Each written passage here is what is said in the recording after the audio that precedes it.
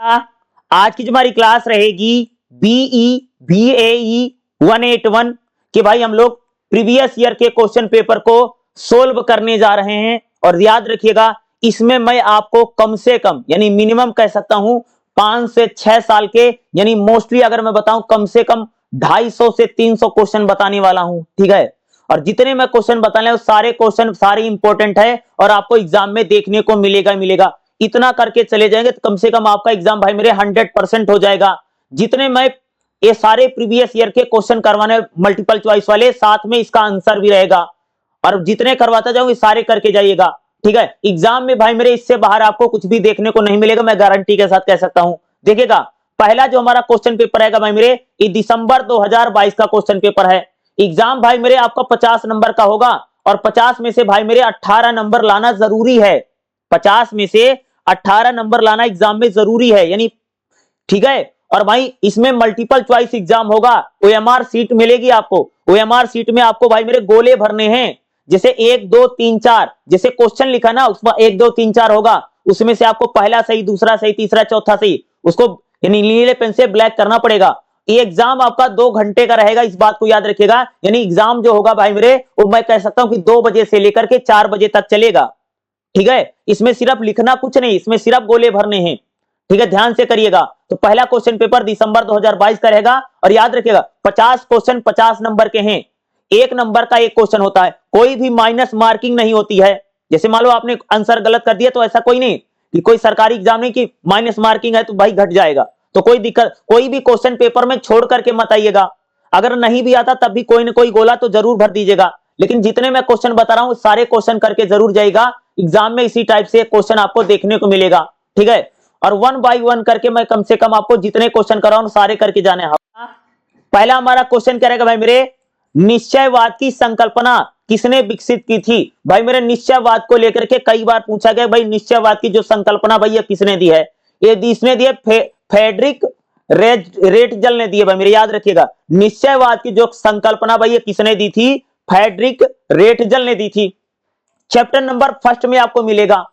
दूसरा क्वेश्चन देखिए क्या रहेगा, निम्नलिखित में से कौन सा 17 सतत धारणीय विकास के लक्ष्यों में से नहीं। भाई इनमें से कौन सा सतत विकास के लक्ष्यों में से नहीं है। जैसे जलवायु जलवायु क्रिया, गुणवत्तापूर्ण शिक्षा, लैंगिक समानता, असमानता को कम करना। तो भाई चौथा जो रहेगा असमानता को भाई कम करना, ये हमारा क्या हो जाएगा, बिल्कुल राइट आंसर बन जाएगा। यानी दूसरे का चौथा हमारा राइट आंसर रहेगा। और एक बात याद रखिएगा ये क्वेश्चन भाई मेरे आपको चैप्टर नंबर 1 में मिलेगा दूसरा।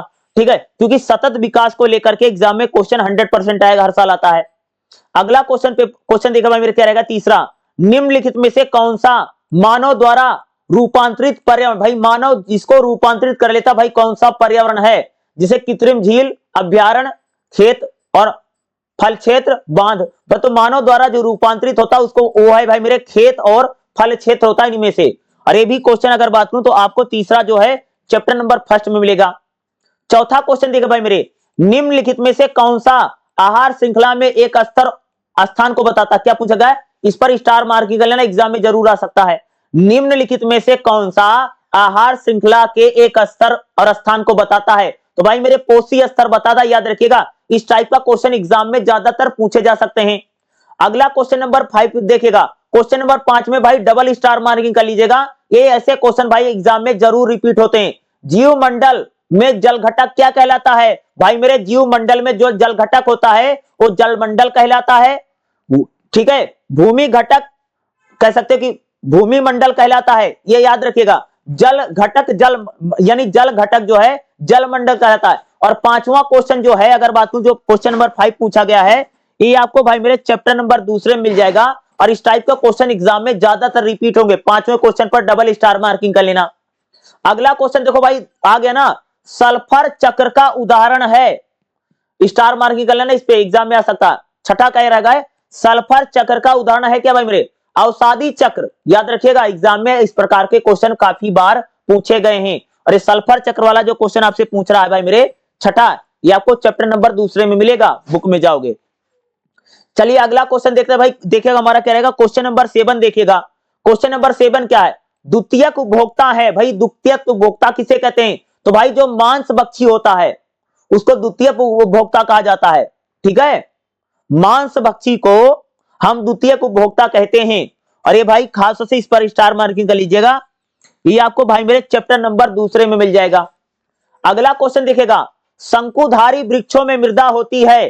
मोस्ट इंपॉर्टेंट क्वेश्चन है, रिपीट हो सकता है। क्वेश्चन नंबर 8 क्या रहेगा भाई मेरे, शंकुधारी यानी जो शंकुधारी वृक्ष होते हैं उसमें भाई वनों में जो मिट्टी होती कैसी होती है, तो भाई वहां की जो मिट्टी होती है अम्लीय और खनिजों से हीन होती है। यानी उसमें भाई ना तो अम्ल होता है ना तो खनिज होता। कहां पर, जहां पर शंकुधारी वनों में जो मिट्टी होती है। तो भाई मेरे इसका ए राइट आंसर बन जाएगा, 8वें का पहला राइट आंसर बनेगा। और ये आपको भाई मेरे चैप्टर नंबर 3 से क्वेश्चन लिया गया है।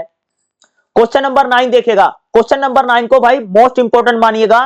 कैमिलियन एगोमीड एगोमीड और एगो के पेड़ कहां पर पाए जाते, देखो कैमिलियन को लेकर के और एगोमीड को लेकर के कई बार उन्होंने पूछा भाई एक पेड़, मेपल भी कई बार पूछ लेगा कि मेपल के पेड़ कहां पर पाए जाते। तो भाई मेरे कैमिलियन एगोमीड ये पेड़ कहां पर पाए जाते हैं, तो भाई ये पेड़ जो होते हैं वो उष्ण कटिबंधीय वर्षा प्रचुर वनों में पाए जाते हैं। क्या भाई मेरे, उष्ण कटिबंधीय वर्षा प्रचुर वनों में पाए जाते हैं। ये क्वेश्चन भी भाई मेरे आपको चैप्टर नंबर 3 में मिलेगा।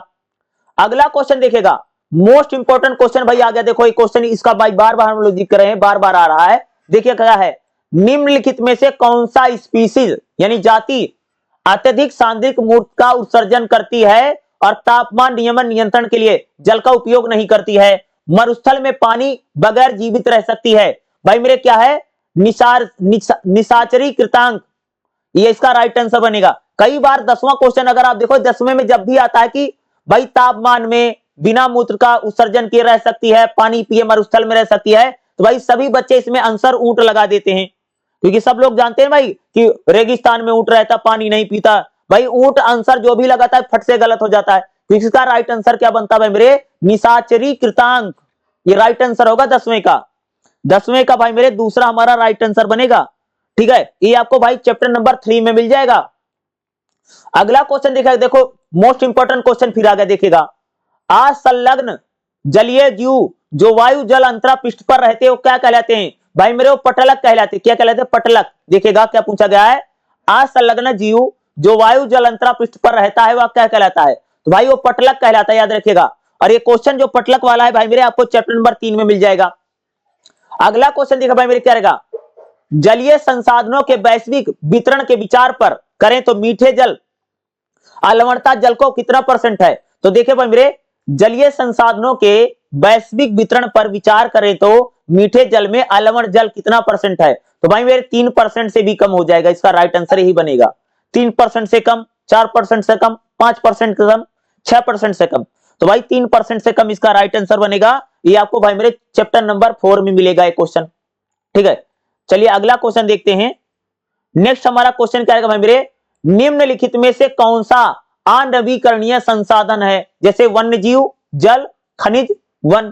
तो भाई इसमें जो खनिज है, खनिज निक्षेप, ये राइट आंसर हमारा बनेगा। यही क्या है, यही भाई मेरे अनवीकरणीय संसाधन है। चैप्टर नंबर 4 में आपको मिल जाएगा क्वेश्चन। अगला क्वेश्चन भाई देखेगा, समुद्री जल की औसत लवणता कितने होती है, भाई जो समुद्री जल होता है यानी समुद्र का जो पानी होता है उसमें खारेपन की मात्रा कितनी होती है, तो भाई उसमें जो लवणता होती है वो 3.5% होती है। इस बात को याद रखिएगा। ये आपको भाई मेरे चैप्टर नंबर 4 में मिल जाएगा ये क्वेश्चन। अगला क्वेश्चन देखिए भाई मेरे क्वेश्चन नंबर 15वां क्या रहेगा, निम्नलिखित में से किसे खाद को मिलाने पर प्राप्त नहीं किया जा सकता, क्या पूछा गया है, निम्नलिखित में से किसे खाद को मिलाने पर प्राप्त नहीं किया जा सकता है, तो भाई किसको खाद पर मिलाने पर प्राप्त नहीं किया जा सकता है, क्वेश्चन पहले भी आ चुका भाई मेरे। तो भाई क्या है, मृदा लवणता में कमी। भाई खाद मिला करके मिट्टी में अगर नमक की मात्रा घट गई है तो भाई इसको बढ़ाया नहीं जा सकता। खाद यानी खास तौर से भाई मेरे खेत में खाद डालने से मृदा की जो लवणता है उसकी कमी को दोबारा प्राप्त नहीं किया जा सकता। तो भाई मेरे 15वें का चौथा हमारा राइट आंसर बनेगा। और भाई मेरे जो क्वेश्चन पूछा गया जो 15वां है ये आपको चैप्टर नंबर 4 में मिल जाएगा।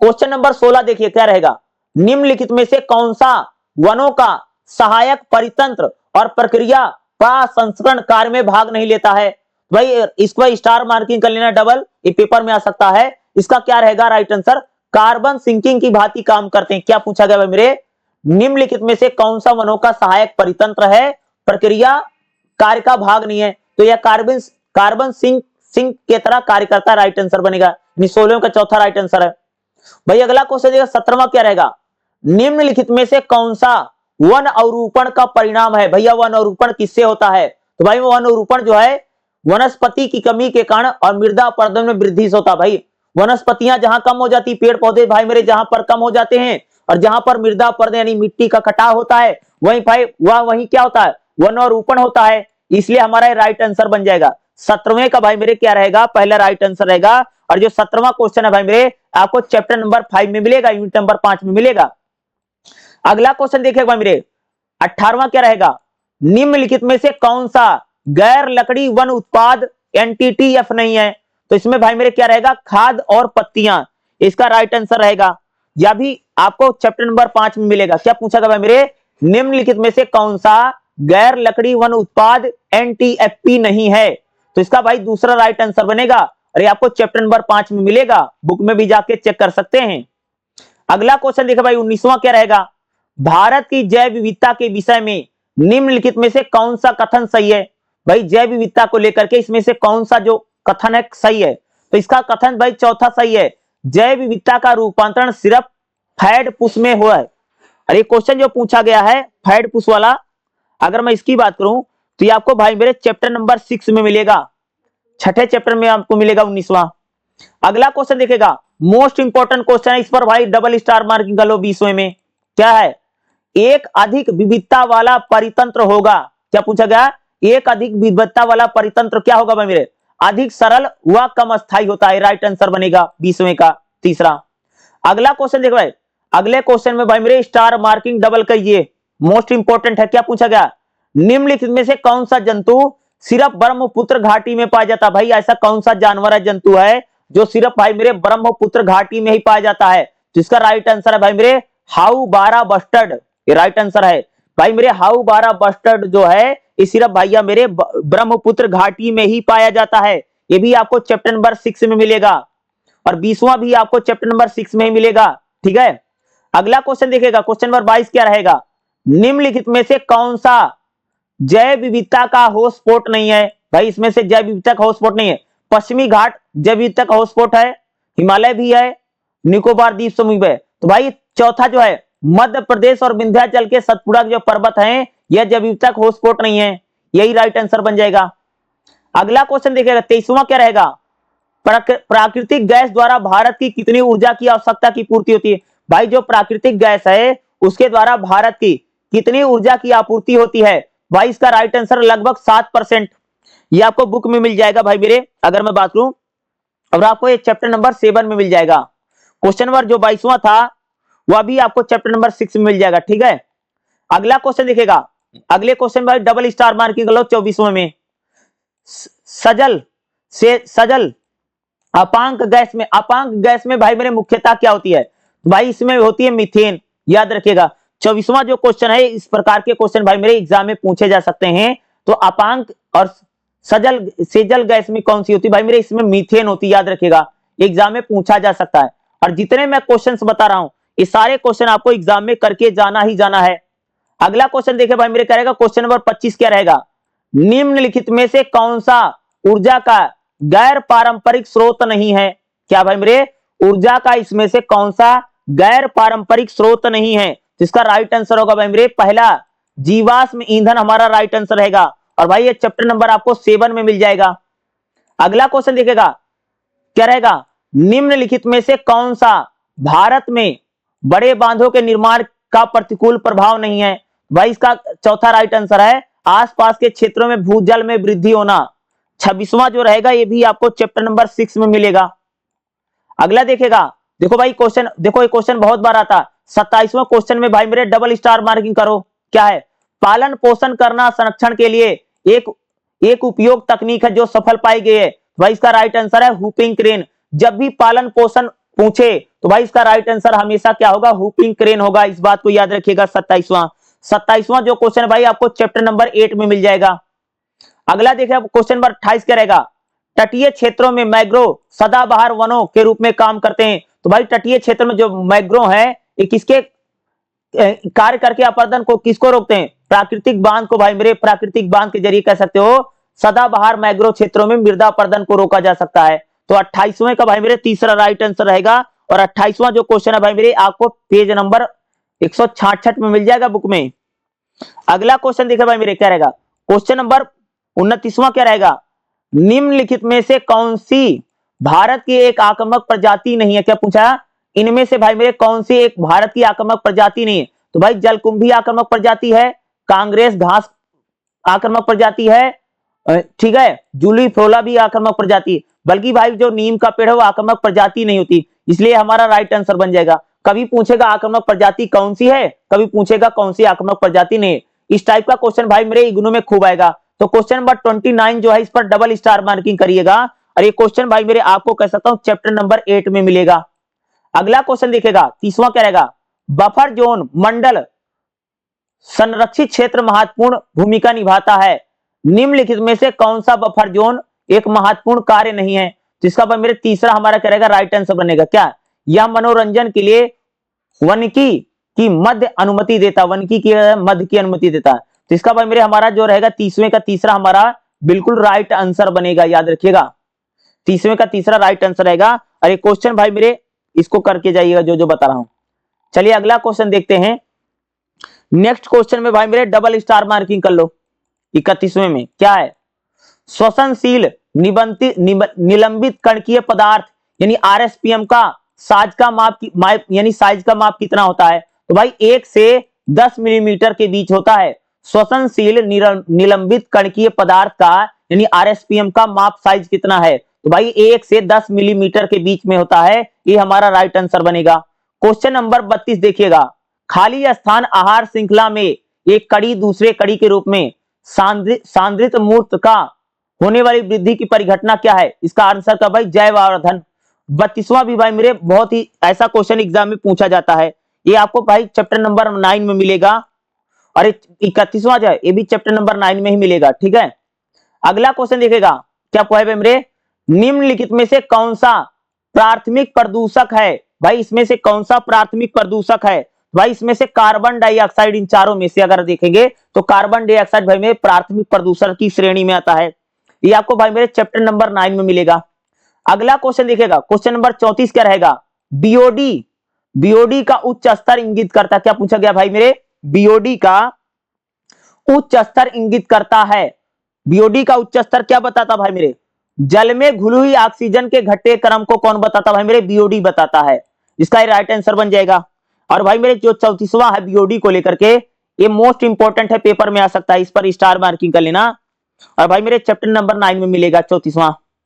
क्वेश्चन नंबर भाई मेरे 35 देखेगा, भूमिगत निस्तारण को इसके निस्तारण के लिए वरता है। भाई भूमिगत निस्तारण में सबसे ज्यादा किसकी वरीयता दी जाती है। तो भाई जो रेडियोधर्मी नाभिकीय अपशिष्ट होता, रेडियोधर्मी नाभिकीय अपशिष्ट क्या होता जानते हो भाई, खास से भाई मेरे जो परमाणु बम बनाए जाते हैं ना, उनमें जो अपशिष्ट बच्चा यानी कूड़ा करकट बचता है, भाई उसको हम लोग क्या करते हैं, तो भाई उसको जमीन के नीचे दबाने के लिए सबसे ज्यादा वरीयता दी जाती है। क्योंकि भाई मेरे जो परमाणु बम बनाने वाले जो एटम बम बनाए जाते हैं, उसके जो अपशिष्ट होता है, उसका कूड़ा करकट जो अड़ंगा होता है, भाई उसको हम लोग कहीं ऐसे वैसे फेंकते नहीं, बल्कि उसके लिए भाई मेरे उसको जमीन में दबा दिया जाता है। तो भाई क्वेश्चन नंबर जो 35वां रहेगा, ये आपके चैप्टर नंबर 10 में मिलेगा।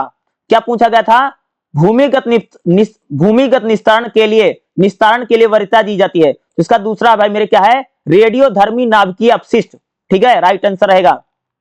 अगला क्वेश्चन देखिए भाई क्वेश्चन नंबर 36 क्या रहेगा, एकल उपयोग प्लास्टिक के बारे में दिए गए कथनों को पढ़िए और सही विकल्प को चुनिए। भाई एकल प्लास्टिक उपयोग के बारे में कथनों को पढ़िए और सही विकल्प को चुनिए। इसका हमारा जो राइट आंसर क्या बनेगा भाई, तीसरा राइट आंसर बनेगा। क्या रहेगा, पहला दूसरा और तीसरा तीनों सही हैं। ये नाली को अवरुद्ध कर देते हैं, जंतुओं को हानि पहुंचाते हैं, शहर में बाढ़ को लाने का काम करते हैं, ठीक है, इसलिए हमारा राइट आंसर बनेगा भाई मेरे, याद रखिएगा। अरे जो यानी तीसरा राइट आंसर है इसका। एकल प्लास्टिक जो होता है वो क्या करता है भाई, प्लास्टिक क्या करते हैं भाई, पानी की नाली को रोक देता है। भाई प्लास्टिक जो होता है अगर जानवर खा लेगा तो जानवर की हानि होती है। और भाई शहरों में कई बार, शहर में जो बाढ़ आती है उसका कई बार कारण होता है कि प्लास्टिक जो है, प्लास्टिक की थैलियां वालियां होती हैं, ये जाकर के गटर में रुक जाती है और बाढ़ आ जाती है। इसलिए तीसरा इसका राइट आंसर बनेगा 36वें का।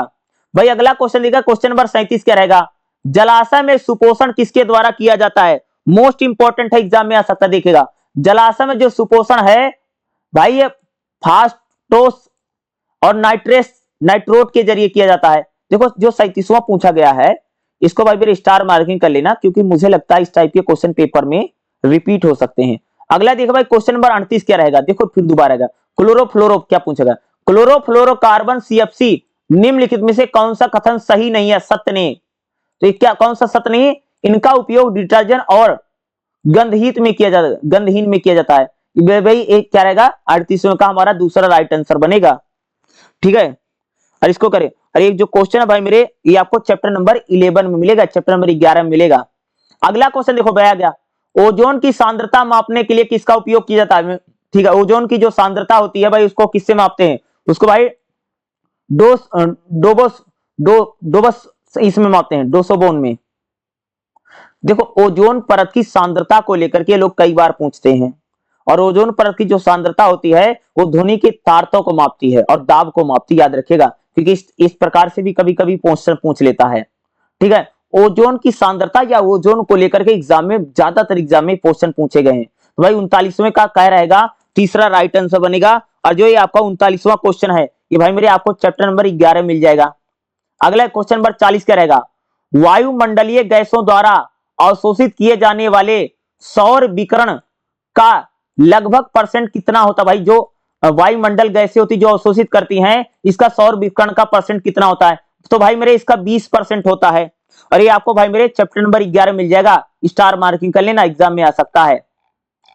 चलिए भाई अगला क्वेश्चन देखिएगा, मोस्ट इंपोर्टेंट क्वेश्चन रहेगा, क्या रहेगा, हमारे संविधान में पर्यावरण संरक्षण दिवस कब मनाया जाता है। तो भारतीय संविधान में कह सकते हैं भाई जो पर्यावरण संरक्षण का प्रावधान है, यानी भाई भारतीय संविधान में पर्यावरण को लेकर के किस वर्ष उसमें कानून बनाए गए, तो भाई 1976 में, 1976 में कह सकते हैं कि भारतीय संविधान में पर्यावरण संरक्षण को लेकर के प्रावधान किया गया था, याद रखिएगा, स्टार मार्किंग डबल कर लेना, एग्जाम में आ सकता है।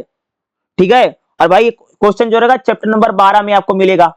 अगला क्वेश्चन देखिएगा 22वां क्या रहेगा, वन्य जीव संरक्षण अधिनियम कब लागू किया गया, क्या पूछा भाई मेरे, वन्य जीव संरक्षण अधिनियम कब लागू किया गया था, तो भाई 1972 में लागू किया गया था। ठीक है, ओके।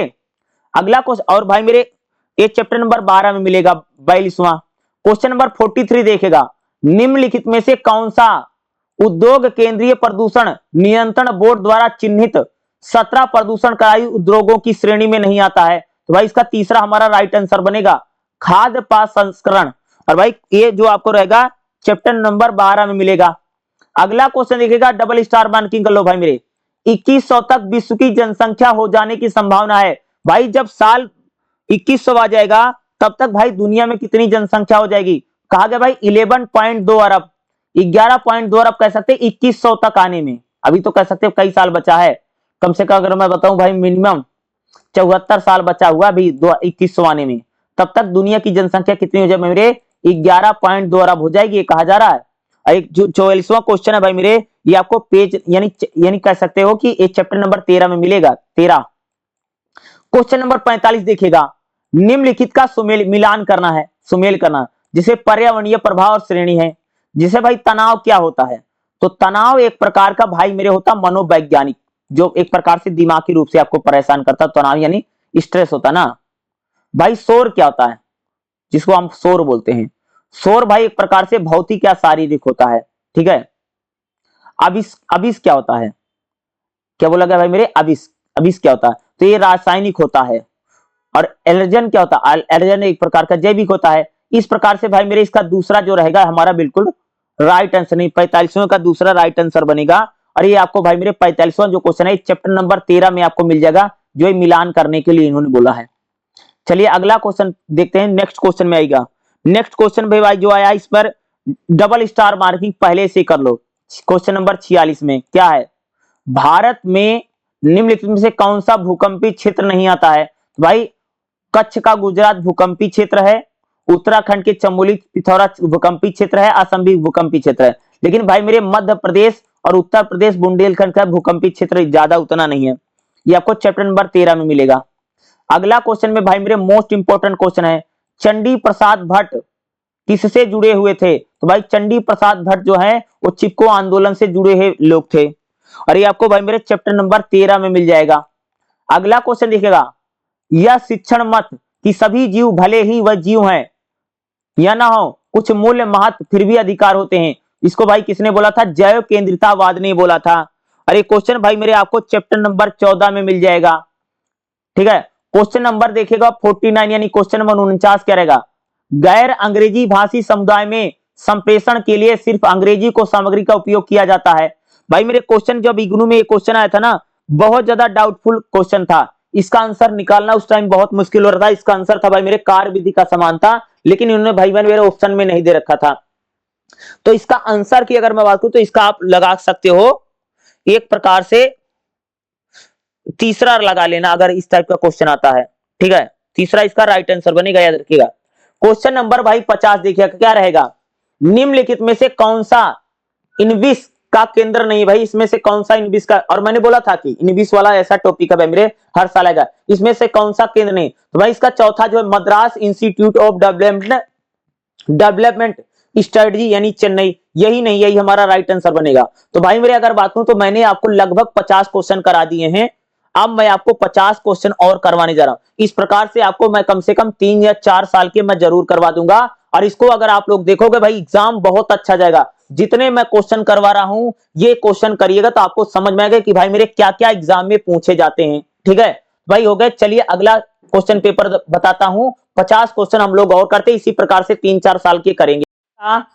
अगले भाई मैं 50 क्वेश्चन और जो बताने जा रहा हूं देखिएगा, बीई बीएई 181, ये भाई मेरे आपका दिसंबर 2024 का क्वेश्चन पेपर रहेगा। ठीक है, और वही 50 नंबर का एग्जाम रहेगा, मार्क्स लाने 18 हैं, 2 घंटे का आपका एग्जाम रहेगा। तो चलिए भाई मेरे हम इस क्वेश्चन को देखते हैं, और जितने मैं क्वेश्चन कर रहा हूं सारे क्वेश्चन करके जाना भाई मेरे, सारे मैं इंपॉर्टेंट ही बता रहा हूं। ठीक है, और खास तौर से ध्यान से भाई इसको अपने दिमाग में बैठा लेना है सारे क्वेश्चनों को, चाहे रट लो चाहे दिमाग में इनको फिट कर लो, फोटो खींच लो इनकी दिमाग में। तो देखेगा पहला क्वेश्चन क्या रहेगा भाई मेरे, देखेगा निम्नलिखित में से कौन सा 17 सतत विकास के लक्ष्यों में से नहीं है? भाई 17 जो सतत विकास के लक्ष्य इसमें से कौन नहीं है? तो भाई इसमें जो है लैंगिक समता नहीं है, ये हमारा राइट आंसर बनेगा, यानी पहले का चौथा। दूसरा क्वेश्चन दिखेगा, निम्नलिखित में से कौन सा मानव संश्लेषित पर्यावरण है? भाई इसमें से कौन सा, जैसे शहर, झील, बागान, बांध, तो भाई इसमें से कौन सा मानव संश्लेषित पर्यावरण है? भाई बागान इसका हमारा राइट आंसर रहेगा। अगला क्वेश्चन देखेगा, इस पर स्टार मार्किंग कर लेना भाई मेरे, क्या रहेगा? किस व्यक्ति ने कहा था कि सतत विकास एक विरोधाभास है? क्या बोला था भाई मेरे? किस व्यक्ति ने कहा था भाई मेरे कि जो सतत विकास है वह एक विरोधाभास है? तो भाई इसको बोला था हरमन डेली ने बोला था। डबल स्टार मार्किंग कर लेना भाई मेरे, पेपर में पूछा जा सकता है। अगला क्वेश्चन देखिएगा, चौथा क्या रहेगा? निम्नलिखित में से कौन सा जैविक घटक है? तो भाई जैविक घटक इसमें भाई मृत कोशिज होता जैविक घटक के रूप में आता है, तो ये चौथे का पहला राइट आंसर हो जाएगा। क्वेश्चन नंबर 5वां देखेगा, निम्नलिखित में से कौन सा कथन सही है? भाई क्या पूछा गया, इनमें से भाई मेरे कौन सा कथन सही है? तो भाई मेरे इसमें से कथन की बात करूं तो इसमें से भाई मेरे दूसरा, जैसे पारिस्थितिक तंत्र का आकार जटिल और भारी अंतरों का प्रतिनिधित्व करता है, ये हमारा राइट आंसर बनेगा 5वें का दूसरा। अगला क्वेश्चन देखिए भाई मेरे, जो हमारा नेक्स्ट क्वेश्चन करेगा भाई क्वेश्चन नंबर 6 देखेगा, निम्नलिखित में से कौन सा उच्च मांस भक्षी है? क्या पूछा गया है भाई, इनमें से कौन सा भाई मेरे उच्च मांस भक्षी की श्रेणी में आता है? तो भाई जो गिद्ध है, गिद्ध भाई मेरे उच्च मांस भक्षी, इस पे स्टार मार्किंग कर लेना। अगला क्वेश्चन भाई मेरे डबल स्टार मार्किंग कीजिए, क्वेश्चन नंबर 7 में क्या रहेगा? जैवमंडल में प्रमुख सल्फर भंडार होता है, भाई अवसाद के रूप में होता है, मृदा और अवसाद के रूप में होता है, राइट आंसर होगा। 7वें को डबल स्टार मार्किंग कर लो भाई मेरे। अगला क्वेश्चन देखेगा, होमलोक और मेपल पाए जाते पेड़ होते भाई, यानी होमलोक और मेपल के पेड़ कहां पर पाए जाते हैं? भाई होमलोक और जो मेपल के पेड़ है इस पर स्टार मान के डबल। 8वें में होमलोक और मेपल के जो पेड़ है भाई मेरे शीतोष्ण सदाबहार वनों में पाए जाते हैं, राइट आंसर बनेगा।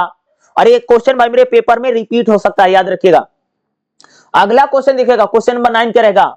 थार मरुस्थल में कौन से जानवर को कैल्यूट्स और यूरोमेस्टिक्स भरभक्षी होते हैं? तो मरुस्थलीय टिड्डी इसका राइट आंसर होगा भाई मेरे। 9 में भी स्टार मार्किंग कर लेना। क्वेश्चन नंबर 10वां देखे भाई मेरे, वह जीव जो जड़ वाले पौधों के तनों और पत्तियों से जुड़े रहते, भाई ऐसा जीव जो जड़ वाले यानी पौधे के तनों और पत्तियों से जुड़े रहते उनको क्या कहते हैं? भाई उनको परिपादप कहा जाता है। 10वें में स्टार मार्किंग कर लेना, पेपर में आ सकता है। अगला क्वेश्चन देखिएगा, डबल स्टार मार्किंग क्वेश्चन पे करो भाई 11वें में। सरित मृदुल पारितंत्र का उदाहरण है, तो भाई इसका नदी है, क्या है? सरित, यानी सरित मतलब सरित मृदुल पारितंत्र का उदाहरण क्या है मेरे? इसका राइट आंसर होगा नदी। और 11वां भाई मेरे मोस्ट इंपॉर्टेंट क्वेश्चन एग्जाम में पूछा जा सकता है, ठीक है। चलिए अगला क्वेश्चन क्या रहेगा भाई मेरे? 12वां देखिएगा। 12वें में क्या पूछा भाई मेरे? निम्नलिखित में से कौन सा अनवीकरणीय संसाधन है? तो भाई खनिज जमाव जो है अनवीकरणीय संसाधन है। अगला क्वेश्चन, क्वेश्चन 13वां क्या रहेगा? किस मिट्टी में कार्बनिक पदार्थ उर्वरकता कम होती है? भाई कौन सा पदार्थ होता है जिसमें उर्वरकता कम होती है? तो भाई मेरे मरुस्थलीय जो मिट्टी होती है उसमें उर्वरकता भाई मेरे सबसे कम होती है, तो 13वें का पहला राइट आंसर बनेगा। क्वेश्चन नंबर 14 देखेगा, स्टार मार्किंग करो भाई मेरे डबल। समुद्री जल की लवणता कितनी होती है? भाई बार बार पूछ रहा भाई समुद्र के जल में कितनी लवणता पाई जाती है? तो भाई 3.5% होती है, याद रखिएगा। लवणता मतलब भाई समुद्र का जो पानी है तो उसमें कितना खारापन होता है, खारापन की बात करता है। तो समुद्री जल में औसत लवणता कितनी होती है भाई मेरे? 3.5% होती है, ये राइट आंसर बन जाएगा। अगला क्वेश्चन 15वां देखेगा, बीहड़ भूमि किस कारण से बनती है? बीहड़ मतलब समझते हो भैया? ऐसी जमीन जहां पर कोई फसल का उत्पादन है उसको हम लोग बोलते हैं भैया बीहड़। अरे जहां पर डाकू रहते थे, चंबल का बीहड़ भाई मेरे। बीहड़ मतलब उसको बोलते हैं कि जिस जमीन पर कोई फसल वसल नहीं उगती है। बीहड़ भूमि कैसे बन जाती है? भाई मृदा अपरदन के कारण। तो भाई बीहड़ भूमि कैसे बनती है? मृदा अपरदन यानी मिट्टी का कटाव होगा और इससे जो उपजाऊ जमीन होती है भाई वो क्या बन जाती है? बीहड़ बन जाती है। क्वेश्चन नंबर 16वां देखेगा, निम्नलिखित में से कौन सा क्षेत्र विश्व की 50% से अधिक पौधों की प्रजातियों को अनाच्छादित करता है?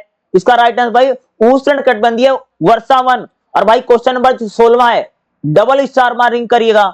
इस टाइप के क्वेश्चन को अपने दिमाग में छाप लो भाई मेरे, एग्जाम में यही पूछा जाएगा, ऐसे पूछे जाएंगे। क्या पूछा है? कौन सा क्षेत्र विश्व की 50% से अधिक पौधों की प्रजातियों को आच्छादित करता है? क्या रहेगा? उष्णकटिबंधीय वर्षा प्रचुर वन, उष्णकटिबंधीय वर्षा वन राइट आंसर रहेगा पहला। अगला क्वेश्चन देखिएगा 17वां क्या रहेगा, निम्नलिखित में से कौन सा क्रियाकलाप वन में महत्वपूर्ण भूमिका नहीं निभाता? क्या पूछा गया? निम्नलिखित में से कौन सा क्रियाकलाप वन में महत्वपूर्ण भूमिका नहीं निभाता है? तो इसका भाई मेरे चौथा रहेगा जलवायु मध्यस्थता, हमारा राइट आंसर बनेगा। ठीक है, जितने क्वेश्चन करा रहा हूं सारे क्वेश्चन करके जाइएगा। अगला क्वेश्चन देखो भाई मेरे, इस टाइप का क्वेश्चन तो अनगिनत बार एक क्वेश्चन है भाई। क्वेश्चन नंबर 18वां देख करके आपको पता चल गया होगा क्या है भाई मेरे। देखिएगा, भारत में पारिस्थितिकीय और आर्थिक जरूरतों को पूरा करने के लिए वन के अंतर्गत कौन सा क्षेत्र कितना % है? भाई 33% है। बार बार पूछा गया कि पारिस्थितिकीय और आर्थिक जरूरतों को पूरा करने के लिए कितना वनोच्छादन रखने की जरूरत है? तो भाई इसका सिंपल सा मतलब भाई एक क्वेश्चन ये करा है कि भाई हमारा जितना जमीन है, जितना इंडिया का लैंड है, उसमें भाई कम से कम पूरी जमीन का 33% भूमि पर जंगल रहना जरूरी है, ये कह रहा है। और 18 भाई मेरे डबल नहीं 5 स्टार मार्किंग लेना। इस प्रकार से क्वेश्चन भाई मेरा हर साल पूछता है। अगला देखिए क्वेश्चन नंबर 19वां क्या रहेगा, वायु स्थल संरक्षण में निम्नलिखित में से कौन सी विधि अनुवांशिक बीमा प्रदान करती है? भाई अनुवांशिक बीमा कौन सा प्रदान करता है? भाई मेरे बीज बैंक यानी 19वां का राइट आंसर क्या बना? बीज बैंक हमारा होगा। अगला क्वेश्चन देखेगा, डबल स्टार मार्क कर लो इसमें 20वें में, आक्रामक प्रजाति जो त्वचा में एलर्जी पैदा करती है, भाई ऐसी कौन सी प्रजाति है भाई मेरे जिससे हमारी यानी स्किन में भैया एलर्जी हो जाती है? तो होता भाई मेरा कांग्रेस घास। कांग्रेस घास जो है एक प्रकार की ऐसी प्रजाति, ऐसा भाई पेड़ होता है जिससे भाई अगर टच करोगे ना तो आपका जो स्किन है यानी हाथ में भाई खुजली होने लग जाएगी, एलर्जी हो जाएगी कांग्रेस घास से। अगला क्वेश्चन देखेगा, निम्नलिखित में से कौन सा भारत का प्रथम जीवमंडल आरक्षित क्षेत्र है? तो भाई इसमें नीलगिरी राइट आंसर बनेगा 21वें का। क्वेश्चन नंबर 22 देखिएगा क्या रहेगा, निम्नलिखित में से कौन सा नाजुक आवास के रूप में मान्य नहीं? भाई नाजुक आवास के रूप में कौन सा मान्य नहीं होता है? तो इसका पहला भाई पर्णपाती वनों में, पर्णपाती जो वन है ये हमारा राइट आंसर बनेगा। ठीक है, क्वेश्चन नंबर 23वां देखिएगा क्या रहेगा, निम्नलिखित में से कौन सा जैव निम्नीकरण प्रदूषक है? क्या पूछा गया? निम्नलिखित में से कौन सा जैव निम्नीकरण प्रदूषक है? भाई इसका राइट आंसर हमारा क्या बनेगा, कागज।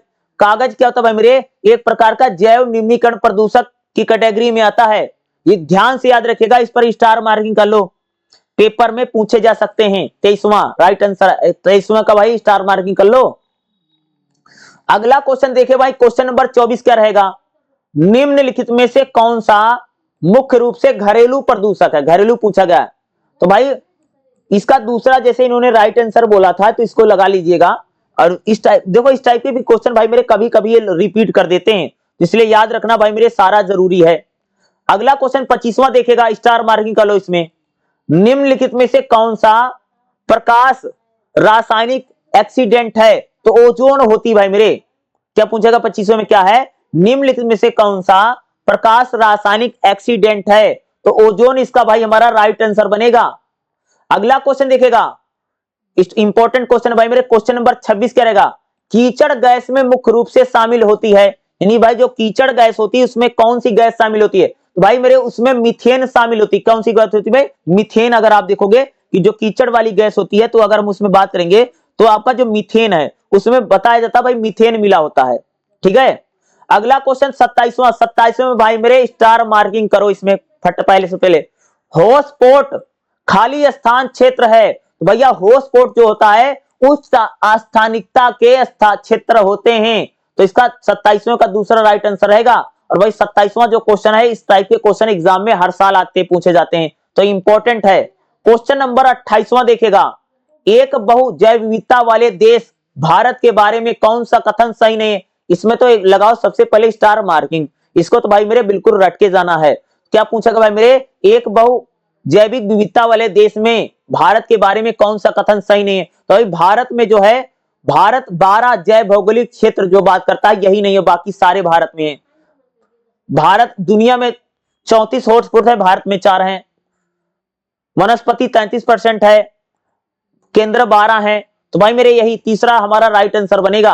और 28वां क्वेश्चन जो है, इसको अलग अलग प्रकार से घुमा फिरा के बार बार इसको पूछा जाता है। 28वां भाई मेरे डबल स्टार मार्किंग, बल्कि इस प्रकार के क्वेश्चनों को आप अपने दिल और दिमाग में बैठा लीजिए, इनको रट लीजिए या इनको अच्छे से कवर कर लीजिए।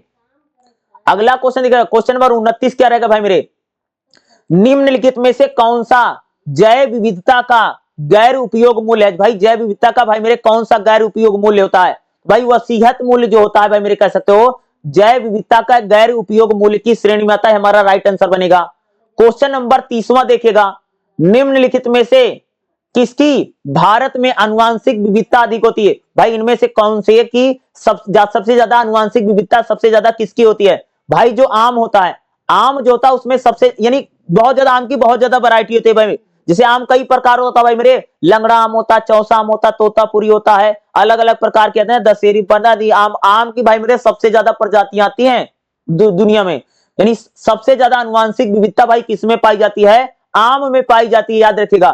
30वें भाई मेरे स्टार मार्किंग वाला एग्जाम में आ सकता है। अगला क्वेश्चन देखेगा, एक बायोमास गैसीफायर परिवर्तित करता है, मोस्ट इंपोर्टेंट क्वेश्चन है, याद रखिएगा, आ सकता है। क्या रहेगा भाई मेरे, एक बायोमास गैसीफायर क्या करता है, ठोस को भाई गैस में बदल देता है। यानी कोई भी जो ठोस चीज है, जैसे ठोस चीज मतलब जैसे मान लो कोई ठोस है, पत्थर सी चीज है, उसको गैस बना देता। कौन बनता है भाई भाई, बायोमास गैसीफायर कर देता है। तो 31वां भाई मेरे बहुत इंपॉर्टेंट क्वेश्चन है, पेपर में आ सकता है, इसका दूसरा राइट आंसर बनेगा। अगला क्वेश्चन क्या रहेगा भाई मेरे, देखेगा, निम्नलिखित में से कौन से स्रोतों से फोटोवोल्टिक यानी यानी यानी ऊर्जा सेलों द्वारा प्राप्त की जाती है। तो भाई मेरे सूर्य से प्राप्त की जाती है। 32वें का पहला राइट आंसर सूर्य होगा।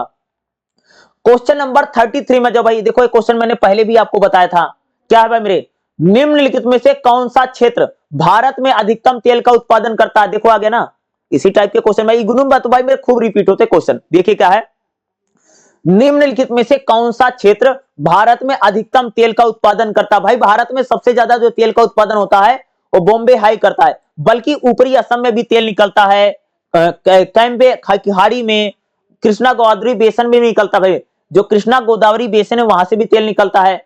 बॉम्बे हाई जो है वहां से कह सकते भाई जो तेल का जो उत्पादन है भारत में वो सबसे ज्यादा हो रहा। क्वेश्चन नंबर 33 जो है मेरे, इस पे डबल स्टार मार्किंग कर लो। इस टाइप के क्वेश्चन भाई मेरे आपके एग्जाम में भर भर के पूछे जा सकते हैं। अगला क्वेश्चन देखिए भाई मेरे, क्वेश्चन नंबर 34 क्या रहेगा, निम्नलिखित में से कौन सा अपशिष्ट न्यूनीकरण की विधि नहीं है? तो भाई कौन सी इसमें से अपशिष्ट न्यूनीकरण की विधि नहीं है? तो इसका भाई राइट आंसर होगा भूमि भरण। क्या है? भूमि भरण जो हमारा राइट आंसर बनेगा। और इस टाइप के क्वेश्चन पेपर में आ सकते हैं, ठीक है। चलिए अगला क्वेश्चन देखते हैं भाई, क्वेश्चन नंबर 35वां देखिएगा। निम्नलिखित में से कौन सा अपशिष्ट का रासायनिक उपचार नहीं है? भाई कौन सा अपशिष्ट का रासायनिक उपचार नहीं होता है? तो भाई अनुकूलन। अनुकूलन जो होता है ये अपशिष्ट का रासायनिक उपचार नहीं होता। तो 35वें का तीसरा राइट आंसर बनेगा। अगला क्वेश्चन है भाई, क्वेश्चन नंबर 36 क्या रहेगा?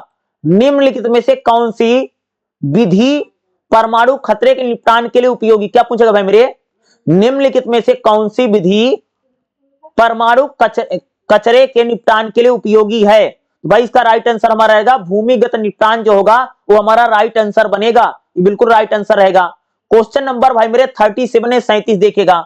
निम्नलिखित में से कौन सा कथन अपशिष्ट प्रबंधन के लिए सही नहीं है? सही है। क्या पूछा भाई मेरे? 37वां क्या रहेगा? इंपॉर्टेंट है भाई मेरे। निम्नलिखित में से कौन सा कथन अपशिष्ट प्रबंधन से संबंधित है, संबंधित सही है? भाई इसका रहेगा अस्पतालों के कचरे को जलाना होगा, ये राइट आंसर होगा।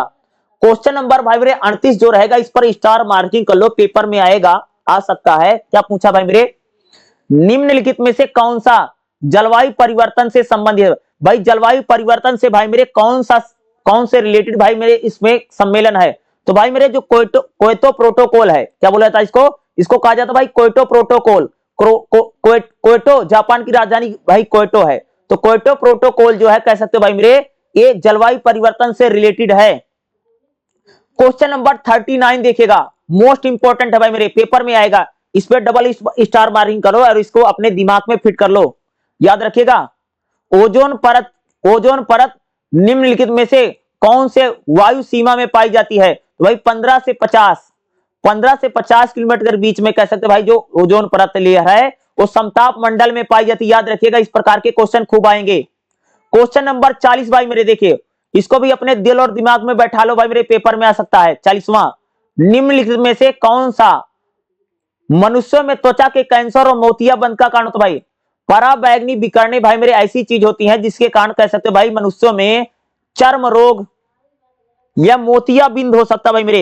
ये जो भाई मेरे पराबैंगनी विकिरण जो सूर्य से निकलती नहीं खतरनाक किरणें जो आती है सुबह सुबह, ये भाई मेरे हमारे स्किन में कैंसर का कारण बन सकती है या मोतियाबिंद हो सकता है। सूर्य की निकलने वाली जो सूर्य की रोशनी धरती पर पड़ती है उस समय सूर्य से भाई मेरे पराबैंगनी विकिरणें निकलती हैं, और क्योंकि सूर्य से जब निकलती है तो भाई आसमान में सोख लेती हैं। लेकिन भाई बताया जाता था भाई मेरे कि ओजोन परत में छेद हो गया है तो सीधा धरती पर आती थी, ठीक है। तो भाई इसमें से जो पराबैंगनी विकिरणें होती हैं मनुष्यों में चर्म कैंसर और मोतियाबिंद का कारण हो सकती है। पराबैंगनी विकिरणें राइट आंसर बनेगा। चलिए अगला क्वेश्चन देखिए भाई, क्वेश्चन नंबर 41 क्या रहेगा? वायु निवारण और प्रदूषण नियंत्रण, क्या पूछा गया मेरे? वायु निवारण और प्रदूषण नियंत्रण अधिनियम किस वर्ष में लागू किया गया था? क्या पूछा गया मेरे? वायु निवारण और प्रदूषण नियंत्रण अधिनियम किस साल लागू किया गया था? तो 1981 में इसको लागू किया गया था, ये हमारा राइट आंसर बनेगा, ठीक है। क्वेश्चन नंबर 42 देखिएगा, राष्ट्रीय हरित अधिकरण का मुख्यालय कहां है? भाई मेरे देखो क्वेश्चन फिर आ गया ना, राष्ट्रीय जो हरित अधिकरण है इसका भाई मेरे मुख्यालय कहां है? भाई इसका मुख्यालय भाई नई दिल्ली में है, इसमें स्टार मार्किंग कर लो। क्वेश्चन नंबर 41 में भी और 42 में भी पेपर में आएगा। क्वेश्चन नंबर 43 देखिए क्या रहेगा? पर्यावरण सुरक्षा, क्या पूछा भाई मेरे? पर्यावरण सुरक्षा प्रावधान हमारे संविधान में किस वर्ष किया गया? देखो क्वेश्चन आ गया ना, रिपीट हो गया ना, अभी बात किया था दोबारा फिर आ गया। यही मैं बार बार कहता हूं भाई मेरे, इग्नू में जो क्वेश्चन पेपर होते बार बार रिपीट होता। क्या पूछा गया? पर्यावरणीय सुरक्षा प्रावधान हमारे संविधान में भाई मेरे किस वर्ष आया था? तो भाई मेरे 1976 में इसको लाया गया था। 1976 में कह सकते हो भाई जो पर्यावरण का टॉपिक है, पर्यावरण जो है वो हमारे संविधान में इसको सम्मिलित किया गया था। अगला क्वेश्चन देखिए भाई मेरे, क्वेश्चन नंबर 44 क्या रहेगा? डबल स्टार मार्किंग करो। रोगों की उत्पत्ति के अध्ययन को कहा जाता है? भाई रोगों की जो उत्पत्ति होती है उसके पढ़ाई को हम लोग क्या कहते हैं भाई? उसको भाई मेरे हेतु विज्ञान कहा जाता है। हेतु विज्ञान राइट आंसर रहेगा 44 का पहला। क्वेश्चन नंबर भाई मेरे 45वां देखेगा, निम्नलिखित में से कौन सा ताज टाइपोजिनियम में स्थित नहीं है? कौन सा नहीं है? भाई सहारनपुर की चीनी मिले हमारा राइट आंसर बनेगा 45वें का तीसरा। चलिए अगला क्वेश्चन देखते हैं भाई मेरे, क्या रहेगा। क्वेश्चन नंबर 46 देखिएगा। बाढ़ की वजह से 2/3 वैश्विक मृत्यु का कारण भाई कौन, भाई दो बाढ़ की वजह से लगभग 2/3 लोग भाई मेरे कौन से देश में मारे जाते हैं। भाई बाढ़ से भाई मेरे सबसे ज्यादा लोग भाई मेरे 2/3 से ज्यादा लोग कहां पर मारे जाते हैं बाढ़ से, भाई मेरे भारत और बांग्लादेश में मारे जाते हैं। तो भारत और बांग्लादेश में कह सकते भाई मेरे बाढ़ से लगभग 2/3 से ज्यादा लोग मारे जाते हैं। ये हमारा राइट आंसर बनेगा भाई क्वेश्चन नंबर 46 पर डबल स्टार मार्किंग कर लो, ये पेपर में खूब आता है। अगला देखो भाई 47वां, इस पर भी स्टार मार्किंग करिए, एक तो बहुत बड़ा है। शांत घाटी एक सकरी घाटी है या किस नदी पर, भाई जो शांत घाटी है, जो सकरी घाटी है, कौन सी नदी पर है। भाई ये कुंती नदी, कुंती बोलो, कुंती बोलो, ये जब भी आपसे पूछेगा शांत घाटी सकरी नदी पर है, कौन सी है भाई, तो ये भाई कुंती नदी याद रखिएगा। और क्वेश्चन नंबर जो 47वां है जो पूछा गया शांत घाटी को लेकर के, ये भाई मेरे मोस्ट इंपोर्टेंट हर साल आता है। अगला क्वेश्चन भाई देखो, क्वेश्चन नंबर 48 क्या रहेगा। निम्नलिखित में से कौन से समुदाय में प्रबंधन की मजबूत समझ नहीं है। भाई कौन से समुदाय में प्रबंधन की अधिक समझ नहीं होती, तो शहरी समुदाय में नहीं होती भाई मेरे राइट आंसर। क्वेश्चन नंबर 49 देखिएगा क्या रहेगा, स्टार मार्किंग कीजिएगा। सुदूर स्थानों में स्वामित्व मिलान है, जो सुदूर स्थान होते हैं उसमें स्वामित्व मिलान भाई कहां पर होता है, प्रक्रियात्मक समानता में, ठीक है राइट आंसर बनेगा। 50वां क्वेश्चन भाई मेरे देखिएगा, इनबिस का मुख्यालय कहां पर है। इनबिस जो होता है इसका मुख्यालय इनका यानी मेन सेंटर कहां पर है भाई, तो ये नई दिल्ली में रहेगा, नई दिल्ली इसका भाई मेरे हमारा राइट आंसर बनेगा। भाई इस प्रकार से अगर आप देखेंगे तो अभी तक मैंने आपको टोटल 100 क्वेश्चन करा दिए ना। इसी प्रकार से भाई मेरे हम लोग कम से कम 200-250 क्वेश्चन इस क्लास में करेंगे। अरे एग्जाम के लिए भाई मेरे बहुत ज्यादा आपके लिए इंपॉर्टेंट हो सकता है जितना मैं करवा रहा हूं, ये सारे करके जाइएगा। चलिए अगला क्वेश्चन पेपर मैं आपको करवाता भाई। अगला हमारा क्वेश्चन पेपर नेक्स्ट हम लोग करेंगे बीई बीएई 181 का भाई मेरे, ये जून 2024 का क्वेश्चन पेपर रहेगा, ठीक है याद रखिएगा। 50 नंबर का एग्जाम रहेगा, 2 घंटे का पेपर रहेगा भाई मेरे, याद रखिएगा। और जितने मैं क्वेश्चन करवा रहा हूं ये सारे क्वेश्चन करके जाना ही जाना है भाई मेरे, एग्जाम में यही सारे क्वेश्चन आपको रिपीट होते हुए दिखेगा ही दिखेगा, ठीक है। तो देखिएगा पहला क्वेश्चन हमारा भाई मेरे क्या रहेगा, निम्नलिखित में से कौन सा एक प्राकृतिक पर्यावरण है। क्या पूछे भाई, इसमें से कौन सा भाई मेरे एक प्राकृतिक पर्यावरण है, नेचुरल इन्वायरमेंट कौन सा है। भाई इसका जो आंसर होगा तीसरा, यानी वन जो है, वन भाई मेरे एक प्रकार का क्या होता है, प्राकृतिक पर्यावरण की कैटेगरी में आता है, ठीक है। दूसरा क्वेश्चन देखिएगा, नियतिवाद की अवधारणा किसने विकसित की थी। किसका भाई मेरे, नियतिवाद की अवधारणा किसने विकसित की थी। भाई इसका फ्रेडरिक रेटजल ने इसको बताया था। यानी नियतिवाद की जो अवधारणा यानी जो विचार है वो किसने दिया था भाई मेरे, फ्रेडरिक रेटजल ने दिया था। इस पर भाई मेरे स्टार मार्किंग कर लेना, एग्जाम में आ सकता है।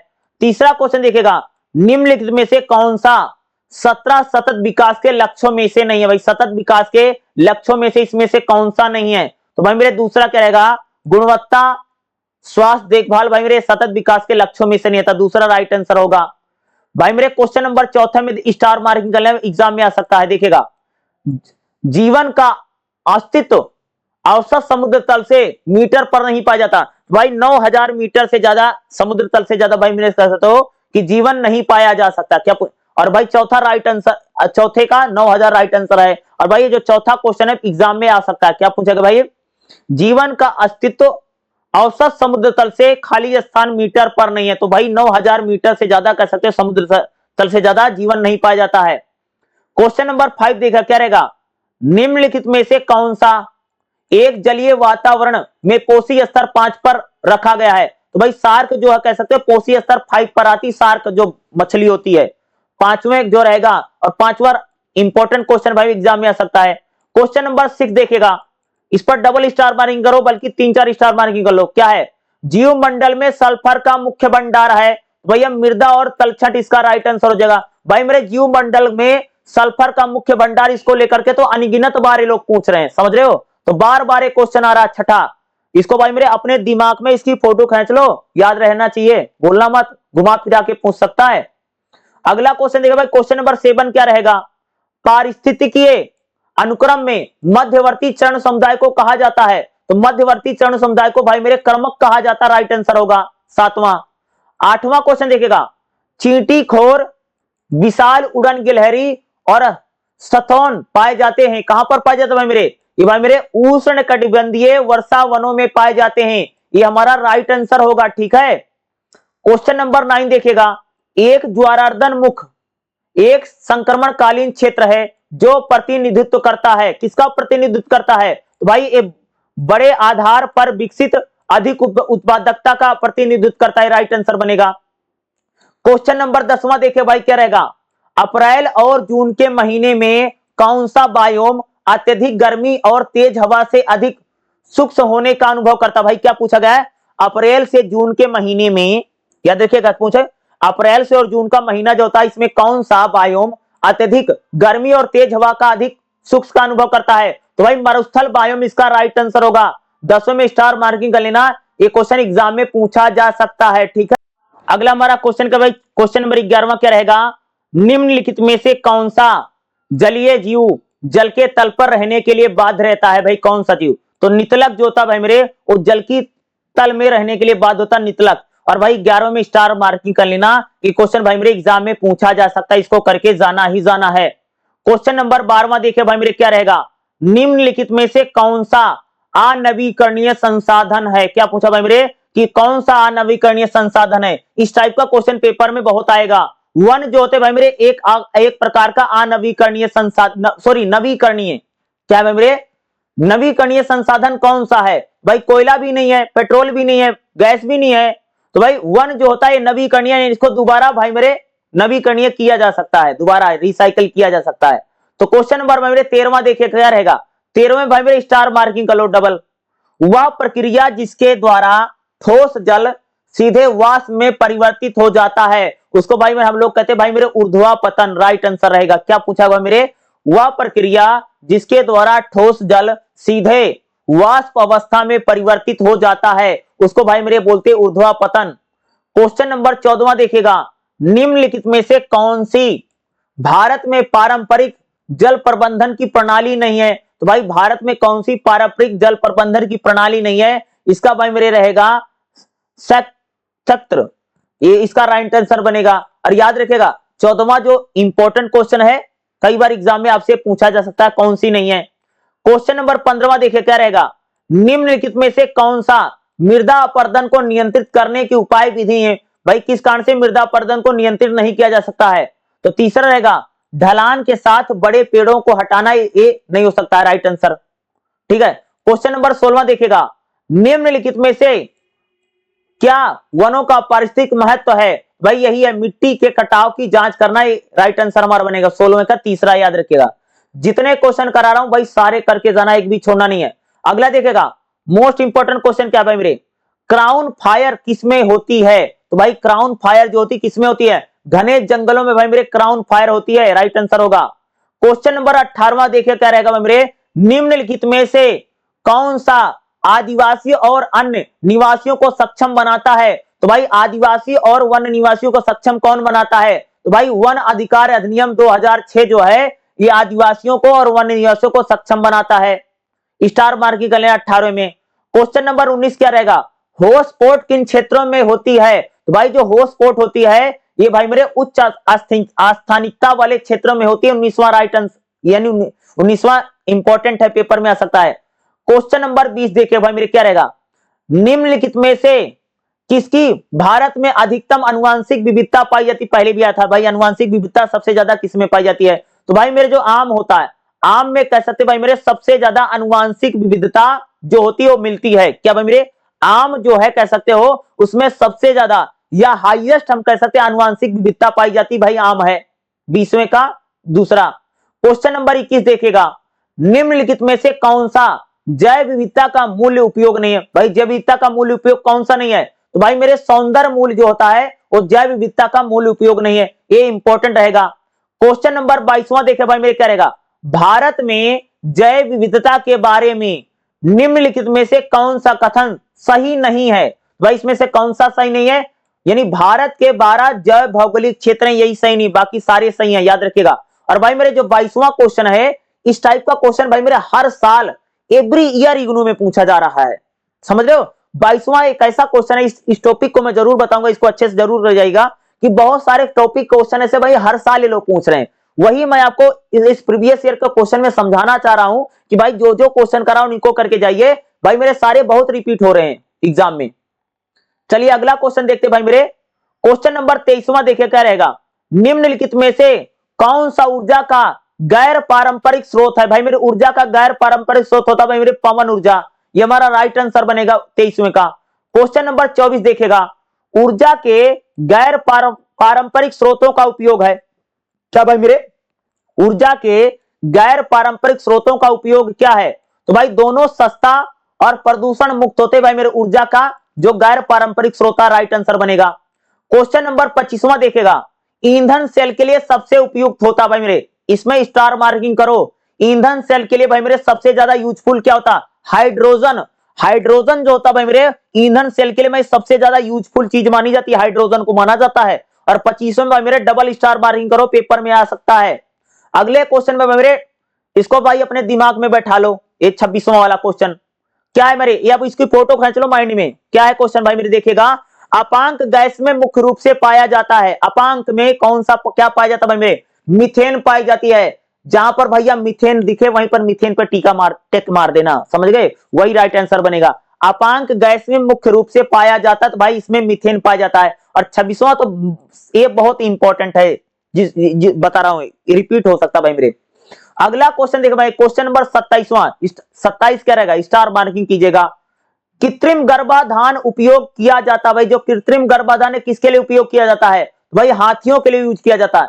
जो कृत्रिम गर्भाधान है किसके लिए यूज करते हैं भाई मेरे, हाथी के लिए। सब भाई कृत्रिम गर्भाधान यानी हाथी को भाई एक प्रकार से कैसे डॉक्टरी पद्धति से भैया प्रेग्नेंट किया जा सकता है, इसको बोलते हैं कृत्रिम गर्भाधान।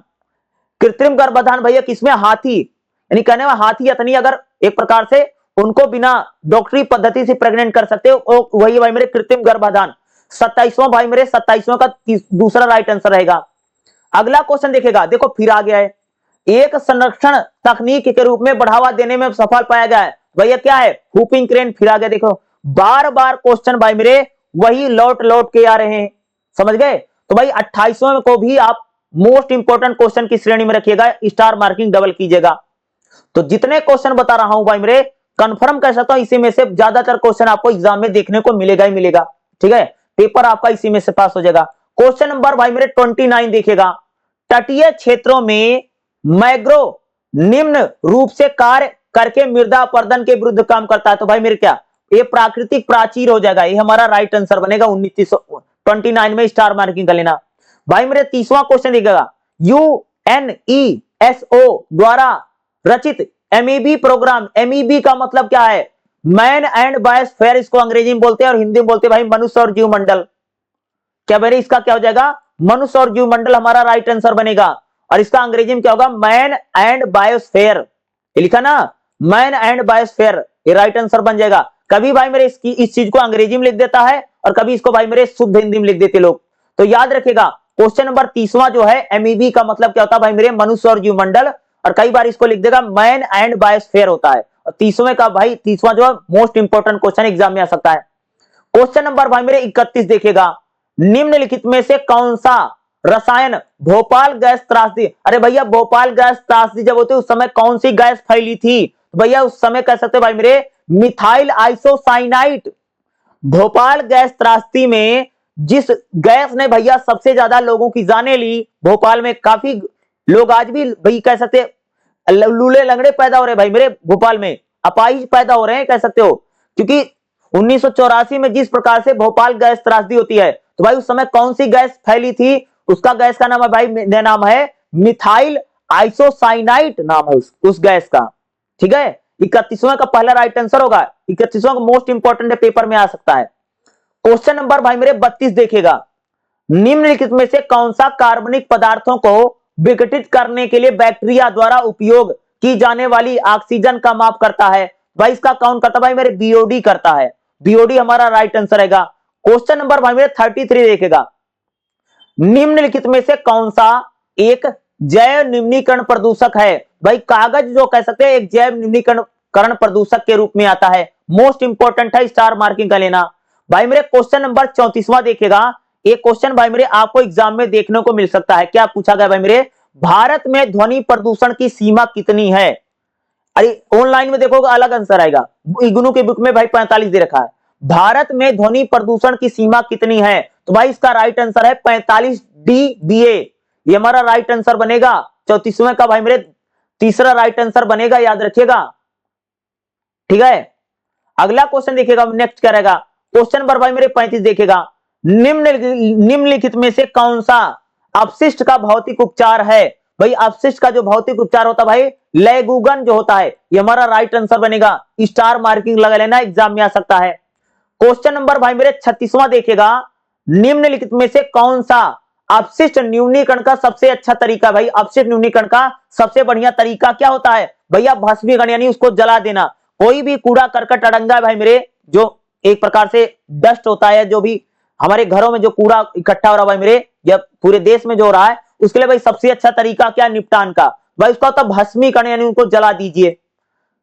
क्वेश्चन नंबर 37वां देखिएगा, खाली स्थान खाद्य श्रृंखला में एक कड़ी से दूसरी कड़ी में प्रदूषक की सांद्रता में वृद्धि क्या कहलाती है? तो भाई ये कहलाती है जैव आवर्धन, हमारा बिल्कुल राइट आंसर बनेगा। 37वां क्या रहेगा भाई मेरे? जैव आवर्धन, जैव आवर्धन इसका राइट आंसर बनेगा, याद रखिएगा। क्वेश्चन नंबर भाई मेरे 38 देखिएगा, चार स्थान जैसे ए बी सी डी की वर्षा का पीएच मान नीचे दिया गया है, उस जगह की पहचान कीजिए जहां अम्ल निक्षेप हुआ है। भाई ये 38वां क्वेश्चन भाई मेरे कैसा क्वेश्चन है भाई मेरे, इसको याद करके जाइएगा और खास तौर से इसको ध्यान में रखना। 5.5, ये 5.5 इसका राइट आंसर है।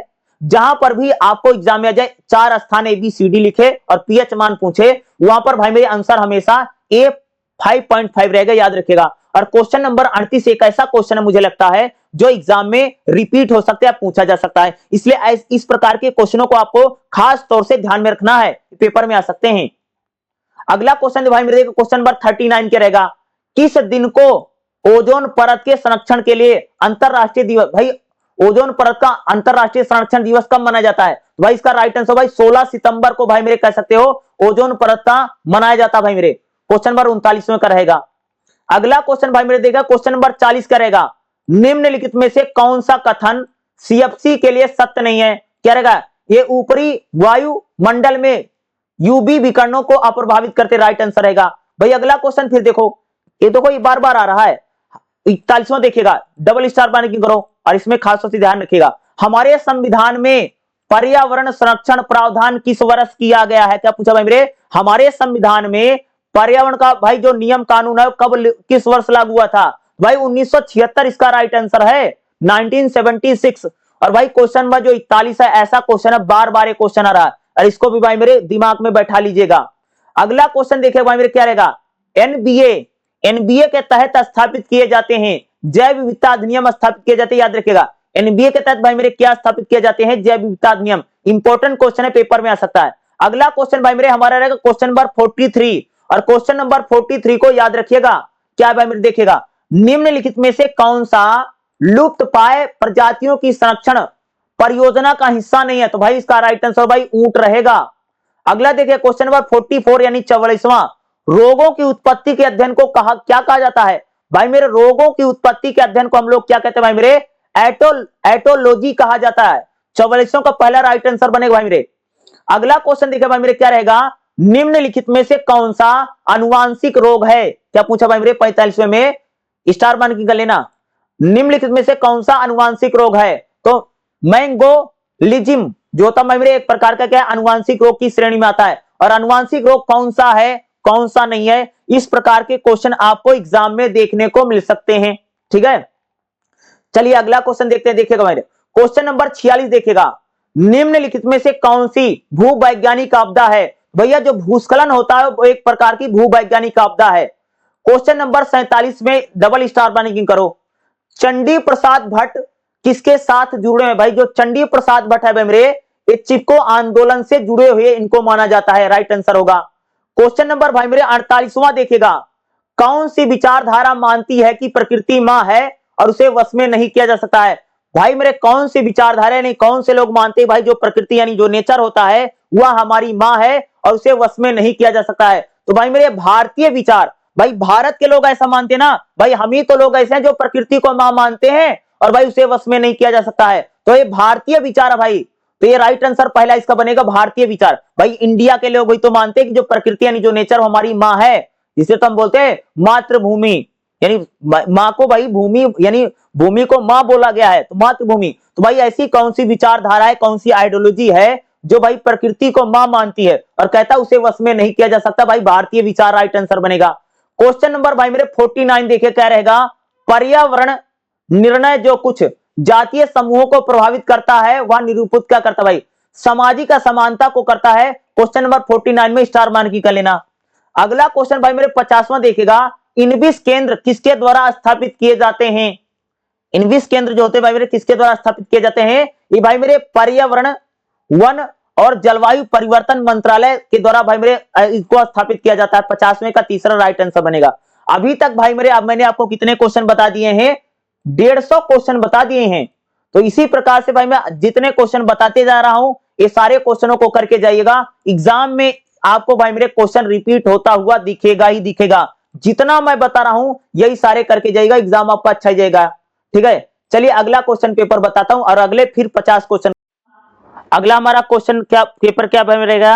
बीई बीएई 181 जो रहेगा, इसमें अब हम लोग देखेंगे भाई मेरे जून 2025 का क्वेश्चन पेपर रहेगा। ठीक है, अभी तक भाई मेरे मैंने आपको 150 बता दिया और 50 क्वेश्चन और करने जा रहे हैं, टोटल 200 हो जाएंगे। ठीक है, तो भाई मैं देखिएगा ये जून 2025 का क्वेश्चन पेपर रहेगा और जितने मैं क्वेश्चन करवा रहा हूं भाई मेरे सारे क्वेश्चन करके जाने, एग्जाम में भाई मेरे रिपीट होगा ही होगा, समझ गए? और याद रखिएगा जितने बता रहा हूं सारे करके जाना, एग्जाम में आने वाले हैं और रिपीट होता ही होता है। देखिएगा पहला हमारा क्वेश्चन क्या रहेगा, निम्नलिखित में से कौन सा मानव संश्लेषित पर्यावरण है? भाई मेरे मानव संश्लेषित जो पर्यावरण है भाई होता है वृक्षारोपण, जो है क्या है? मानव संश्लेषित पर्यावरण की कैटेगरी में आता है। दूसरा क्वेश्चन देखिए भाई क्या रहेगा, निम्नलिखित में से कौन सा एक 17 सतत विकास के लक्ष्यों में से नहीं? क्या पूछेगा? निम्नलिखित में से कौन सा एक 17 सतत विकास के लक्ष्यों में से नहीं है? भाई मेरे इसका राइट आंसर होगा सामाजिक समता और असमानता, हमारा राइट आंसर बनेगा, याद रखिएगा। तीसरा क्वेश्चन देखिए क्या रहेगा, निम्नलिखित में से कौन सा जैविक अपघटक नहीं है? तो भाई जैविक अपघटक में एक इसका राइट आंसर भाई मेरे केचुआ, ये हमारा राइट आंसर बनेगा। बुक से आप जाकर के इसको देख लेना। ठीक है, अगला क्वेश्चन देखिए भाई, चौथा क्वेश्चन क्या रहेगा, मोस्ट इंपॉर्टेंट क्वेश्चन है भाई मेरे, रिपीट हो सकता है। देखिएगा जीव मंडल का विस्तार लगभग है, जीव मंडल का भाई जो विस्तार किया गया है वो 11,000 मीटर से नीचे 9,000 के ऊपर औसत तक कर किया गया है। बिल्कुल राइट आंसर हमारा रहेगा। ठीक है, पहला। चलिए अगला क्वेश्चन देखते हैं भाई मेरे, नेक्स्ट क्वेश्चन क्या है, पांचवा क्वेश्चन देखिएगा, प्राथमिक उपभोक्ता किस पोषी स्तर में पाए जाते हैं? तो भाई जो प्राथमिक उपभोक्ता होते हैं वो भाई मेरे पोषी स्तर सेकंड में पाए जाते हैं। तो इसका राइट आंसर क्या है? पोषी स्तर सेकंड हमारा राइट आंसर बन जाएगा, समझ गए? जो मैं बता रहा हूं उसको ध्यान से याद रखना है। ठीक है, क्वेश्चन नंबर 6 देखे भाई मेरे क्या रहेगा, धरातल पर कितने % जल मृदु जल के रूप में है? मृदु मतलब भैया मीठे पानी के रूप में। कौन सा जल पीने के लिए बहुत सही है? तो भाई लगभग 1% पानी ही जो कह सकते हैं मृदु जल के रूप में उपलब्ध है। धरातल यानी धरती पर मृदु जल के रूप में भाई कितना उपलब्ध है? तो भाई मेरे केवल लगभग 1% बताया गया, बल्कि बुक में आपको बताया भी गया है। अगला क्वेश्चन देखेगा, छठे क्वेश्चन भाई स्टार मार्किंग लेना, अगले क्वेश्चन पर भाई डबल स्टार मार्किंग कीजिएगा। सातवां क्या रहेगा, अपर्दन खाद्य श्रृंखला को शुरुआत होती है, यानी अपर्दन खाद्य श्रृंखला की शुरुआत होती है। तो ये क्या होती है भाई? क्षयकारी कार्बनिक पदार्थों के साथ होती है, राइट आंसर होगा।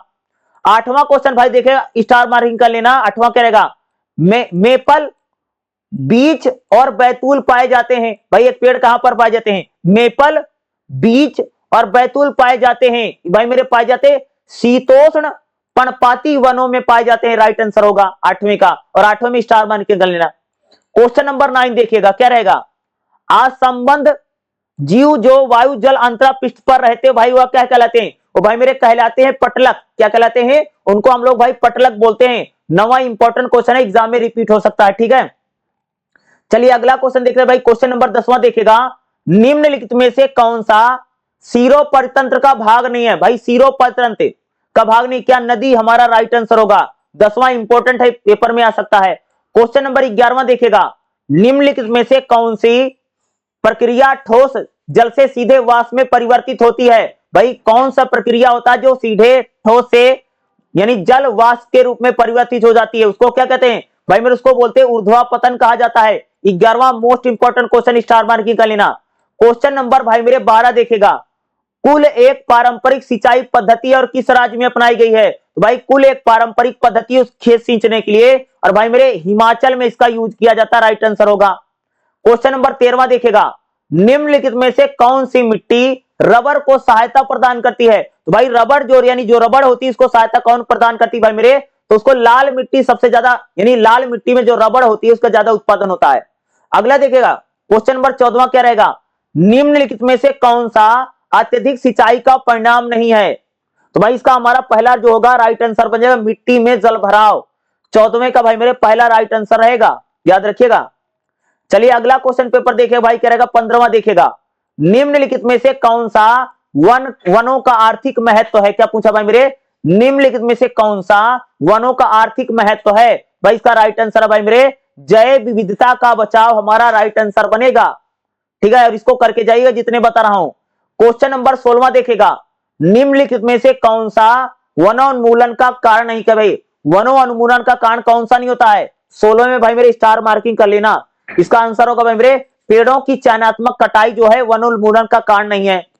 क्वेश्चन नंबर 17 देखेगा, निम्नलिखित में से किस राज्य में सफलतापूर्वक संयुक्त वन प्रबंधन प्रणाली को लागू किया गया है? भाई पश्चिम बंगाल में।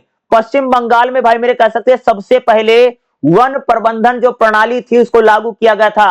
और 17वां भाई मेरे मोस्ट इंपॉर्टेंट है, इस क्वेश्चन को घुमा करके भी पूछा जा सकता है। क्वेश्चन नंबर 18 देखेगा, निम्नलिखित में से कौन सा जनसंख्या की दृष्टि से पृथ्वी पर पाए जाने वाला प्रचुर मात्रा में जीव है? भाई पूरी पृथ्वी पर सबसे बड़ी मात्रा में कौन सा जीव पाया जाता है? भाई इसका राइट आंसर है कीट और जो सूक्ष्म जीव होते हैं, यानी कीट और जो सूक्ष्म जीव होते हैं वो पृथ्वी पर यानी धरती पर कह सकते हो पाए जाने वाला सबसे बड़े जीव की श्रेणी में इसका नाम आता है। ठीक है, तो 18वें का चौथा राइट आंसर होगा, और 18वां इंपॉर्टेंट है, एग्जाम में आ सकता है।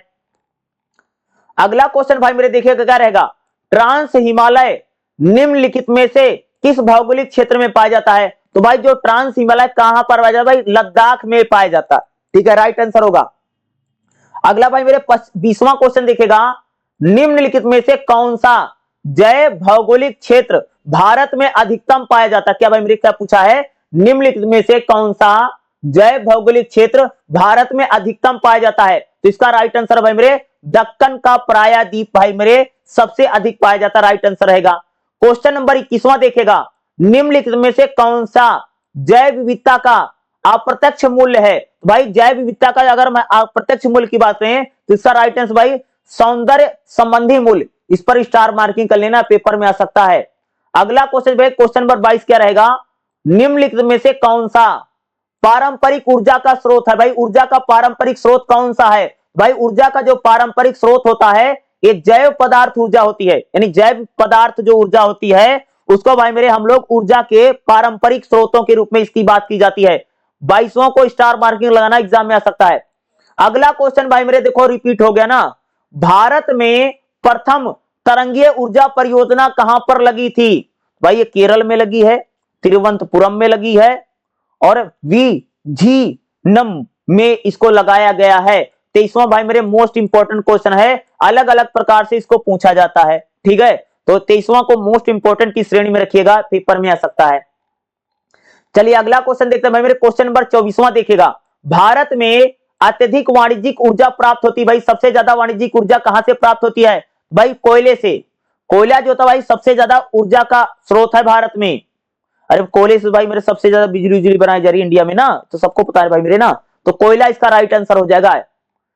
क्वेश्चन नंबर 25वां देखिए भाई मेरे क्या रहेगा, निम्नलिखित में से कौन सा मानव प्रजातियों के लिए सतत वहन क्षमता का कारक नहीं है? भाई सतत वहन क्षमता का कारक भाई मेरे कौन सा है? जीवन स्तर हमारा राइट आंसर बन जाएगा। और 25वां को भाई मेरे स्टार मार्किंग कर लेना, पेपर में पूछा जा सकता है। क्वेश्चन नंबर 26 में आएगा, कीटनाशक मुख्यतः क्लोरोयुक्त हाइड्रोकार्बन खाली स्थान जनसंख्या के स्तर को कम करता। क्या पूछा भाई मेरे, कीटनाशक मुख्यतः क्लोरीन युक्त हाइड्रोकार्बन जनसंख्या के स्तर को इंगित करता है। तो इसका भाई मेरे राइट आंसर क्या है भाई मेरे, ब्लाइड ईगल, ये हमारा क्या जाएगा भाई मेरे बिल्कुल राइट आंसर रहेगा। 26वां में स्टार मार्किंग कर लेना। अगला क्वेश्चन भाई मेरे 27वां क्या रहेगा, आक्रामक प्रजाति जो त्वचा में एलर्जी पैदा करती। देखो क्वेश्चन रिपीट हो गया ना, तो भाई इग्नू में बार बार क्वेश्चन रिपीट होते हैं। देखो ये क्वेश्चन रिपीट हो गया, देखिए क्या है।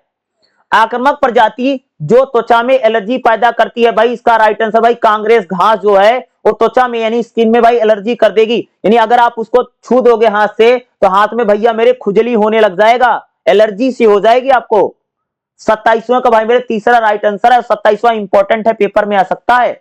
अगला क्वेश्चन भाई मेरे देखा, क्वेश्चन नंबर 28वां क्या रहेगा। निम्नलिखित में से कौन सा एक यथास्थानीय संरक्षण का प्रोग्राम है। इनमें से भाई मेरे कौन सा एक यथास्थानीय संरक्षण का प्रोग्राम कौन सा है। तो इसका भाई मेरे राइट आंसर क्या होगा, राष्ट्रीय उद्यान हमारा राइट आंसर बन जाएगा। क्या है, राष्ट्रीय उद्यान जो है राइट आंसर है। ठीक है, इंपॉर्टेंट है, पेपर में आ सकता है। क्वेश्चन नंबर भाई मेरे 29 29वां देखिएगा। निम्नलिखित में से कौन सी मरुस्थल भूमि उड़ीसा में है। भाई मरुस्थल भूमि कौन सी है, भाई चिल्का भैया उड़ीसा में पाई जाती मरुस्थल भूमि है। ठीक है, तो निम्नलिखित में कौन सी भूमि मरुस्थल भैया उड़ीसा में पाई जाती है, भाई मेरे चिल्का राइट आंसर है। क्वेश्चन नंबर भाई मेरे 30वां देखेगा।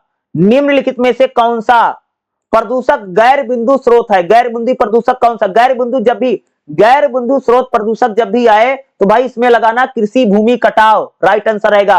और 30वां इंपॉर्टेंट है, पेपर में आ सकता है। क्वेश्चन नंबर 31वां देखिए भाई मेरे क्या रहेगा। निम्नलिखित में से कौन सा ओजोन का मुख्य स्रोत एक प्रदूषक के तौर पर है। भाई ओजोन का मुख्य स्रोत के तौर पर प्रदूषक कौन सा है, प्रकाश रासायनिक प्रतिक्रिया राइट आंसर बनेगा। ठीक है, क्वेश्चन नंबर भाई मेरे 32 देखेगा। निम्नलिखित में से कौन सा द्वितीयक वायु प्रदूषक है। क्या पूछा भाई मेरे, निम्नलिखित में से कौन सा द्वितीयक वायु प्रदूषक है। तो इसका राइट आंसर क्या भाई मेरे रहेगा, सल्फर ट्राइऑक्साइड हमारा राइट आंसर बनेगा। क्या, सल्फर जो ट्राइऑक्साइड होता है कह सकते हो भाई मेरे ये द्वितीयक वायु प्रदूषक है, राइट आंसर होगा। क्वेश्चन नंबर भाई मेरे 33 देखेगा। निम्नलिखित में से कौन सा जल प्रदूषण का भौगोलिक एजेंट है। निम्नलिखित में से कौन सा भाई मेरे जल का भौतिक एजेंट कौन सा होता है। भाई इसके कणिकियां जो होती है राइट आंसर बनेगा, एग्जाम में आ सकता है। अगला क्वेश्चन भाई मेरे देखिए क्या रहेगा। निम्नलिखित में से कौन सा विषाक्तता का लक्षण नहीं। भाई विषाक्तता का लक्षण कौन सा नहीं होता है, मुक्त आयनकारी विकर्ण जो होती है राइट आंसर रहेगा। 34वां का चौथा राइट आंसर है, पेपर में आ सकता है।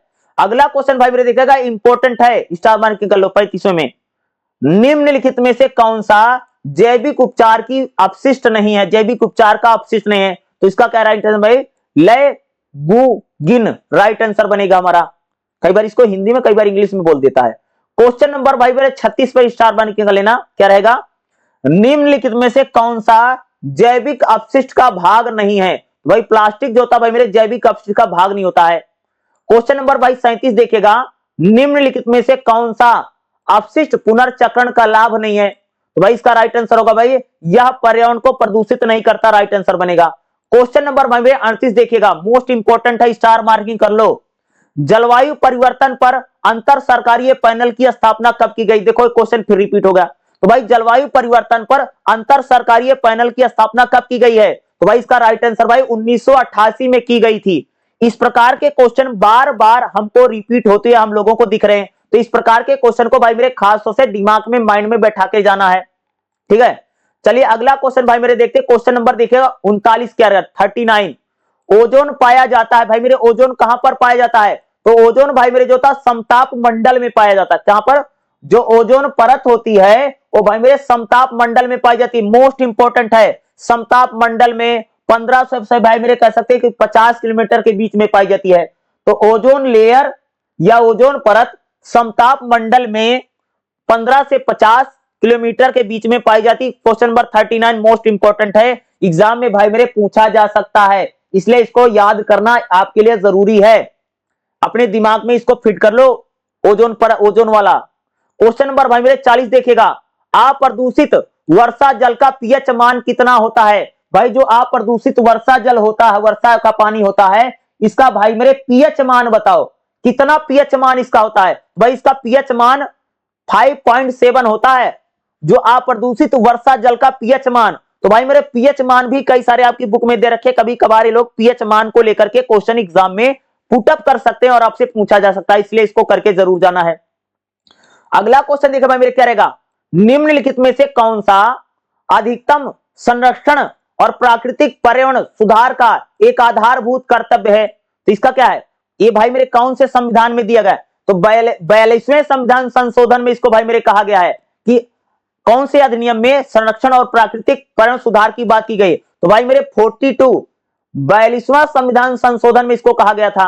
क्वेश्चन नंबर भाई मेरे 42वां देखिएगा 42, खतरनाक अपशिष्टों की सीमा पर आवाजाही के नियंत्रण के लिए निपटान पर सम्मेलन को कहा जाता है। तो भाई इसको बेसेल सम्मेलन कहा जाता है। इंपॉर्टेंट क्वेश्चन, स्टार मार्किंग कर लेना। क्वेश्चन नंबर भाई मेरे 43 देखेगा, दिल्ली में नए वाहनों में प्रदूषण निवारण की तुलना की जाती है। भाई दिल्ली में जो नए वाहन होते हैं उसमें प्रदूषण निवारण तंत्र की तुलना किससे की जाती है भाई मेरे, BS4 से की जाती है। तो BS4 हमारा भाई मेरे क्या रहेगा, राइट आंसर बन जाएगा। 43 वाला इंपॉर्टेंट है, पेपर में आ सकता है। अगला क्वेश्चन भाई मेरे देखिए हमारा क्या रहेगा, क्वेश्चन नंबर 44 देखिए क्या है, लगभग 8000 ईसा पूर्व कृषि के आरंभ में विश्व की जनसंख्या कितनी थी। भाई शुरू में कह सकते जब 800 ईसा पूर्व में पूरी दुनिया की जनसंख्या कितनी है भाई, 50 लाख है। तो उसी 50 लाख को भाई हम लोग बोलेंगे 5 मिलियन। तो उस समय विश्व की जनसंख्या 800 ईसा पूर्व में कितनी है भाई मेरे, 5 मिलियन थी। मोस्ट इंपॉर्टेंट क्वेश्चन है, एग्जाम में आ सकता है।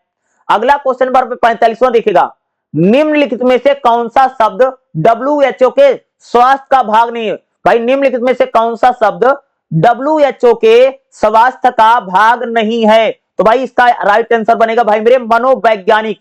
ये हमारा राइट आंसर बनेगा। एग्जाम में भाई मेरे आपसे पूछा जा सकता है, ठीक है, इंपॉर्टेंट में करिएगा। अगला क्वेश्चन भाई देखिए क्वेश्चन नंबर 46 क्या रहेगा, निम्नलिखित में से कौन सा भूगर्भीय संकट नहीं है। भाई किससे भाई भूगर्भीय संकट नहीं होता है। तो इसका राइट आंसर होगा हमारा भाई होगा हिमनाद अग्रिम, हमारा राइट आंसर है, ठीक है। 46वां इंपॉर्टेंट आ सकता है। क्वेश्चन नंबर भाई मेरे 47 देखिएगा, निम्नलिखित में से किस वर्ष इतिहास में भारतीय तट रेखा पर सुनामी के कारण सबसे विध्वंस हुआ था। तो भाई 2004 में सबसे बड़ी सुनामी आई थी। तो 2004 भाई इसका हमारा राइट आंसर हो जाएगा, याद रखिएगा। अगला क्वेश्चन भाई मेरे क्वेश्चन नंबर 48वां देखिए क्या रहेगा, निम्नलिखित में से कौन सा एक प्रमुख प्रकृति के 3 विचारों में से नहीं। तो पूर्वी विचार जो है ये पूर्वी विचार नहीं, पश्चिमी है, भारतीय है, सेमियोटिक है। भाई पूर्वी विचार भाई प्रकृति के विचारों में नहीं आता है, हमारा राइट आंसर बनेगा 48वें का दूसरा। क्वेश्चन नंबर भाई अगला चलिए देखते हैं, क्वेश्चन नंबर 49वां क्या रहेगा, निम्नलिखित में से कौन सा पर्यावरणीय समता का भाग नहीं है। भाई पर्यावरण समता का भाग कौन सा नहीं है, तो मनोवैज्ञानिक जो था भाई मेरे पर्यावरण समता का भाग नहीं होता, हमारा राइट आंसर बनेगा। और क्वेश्चन नंबर भाई मेरे 50वां देखेगा, इनविस केंद्र तेरी क्षेत्रों में काम करता है। क्या करता भाई, नवीकरणीय ऊर्जा और पर्यावरण के क्षेत्र में इनविस केंद्र काम करता है। तो 50वें का भाई मेरे पहला राइट आंसर हमारा बन जाएगा। इस प्रकार से भाई मेरे अगर आप लोग देखोगे तो इस क्लास में मैंने आपको लगभग नहीं 100% भाई 200 क्वेश्चन करवा दिए। ये 200 क्वेश्चन जो मैंने करवाए हैं मोस्ट इंपॉर्टेंट क्वेश्चन है, जो 200 मैंने बताए, इन क्वेश्चनों को आप लोग अच्छे से करिएगा जो मैं बता रहा हूं। इसी प्रकार से भाई मेरे मैं आपको लगभग पहला भी मैंने क्लास पढ़ाई थी उसमें मैंने आपको 150 क्वेश्चन बताए थे। इस क्लास में हमने आपको लगभग 200 क्वेश्चन बताए हैं, ठीक है। और अगली आने वाली क्लास में कह सकते हैं मैं आपको कम से कम 100 से 150 क्वेश्चन फिर मैं आपको बता दूंगा। तो भाई जितने मैं क्वेश्चन बता रहा हूं 450 मिनिमम 400 से 450 क्वेश्चन मैं करवा दूंगा मल्टीपल के। इससे आपको बहुत ज्यादा मदद मिल जाएगी। साथ में भाई मेरे मैं जितने इंपॉर्टेंट बता रहा हूं ये सारे करके जाइएगा, ठीक है। और इसको अच्छे से कीजिएगा। जितने इंपॉर्टेंट बता रहा हूं इनको बड़ी बिल्कुल दिमाग में फिट कर लीजिए, क्योंकि यही सारे क्वेश्चन एग्जाम में आते, कभी कभार घुमा फिरा करके लोग पूछते रहते हैं। इसलिए ध्यान से इसको कीजिएगा, इसी से आपका एग्जाम अच्छे से हो जाएगा, कोई दिक्कत वाली बात नहीं है, ठीक है।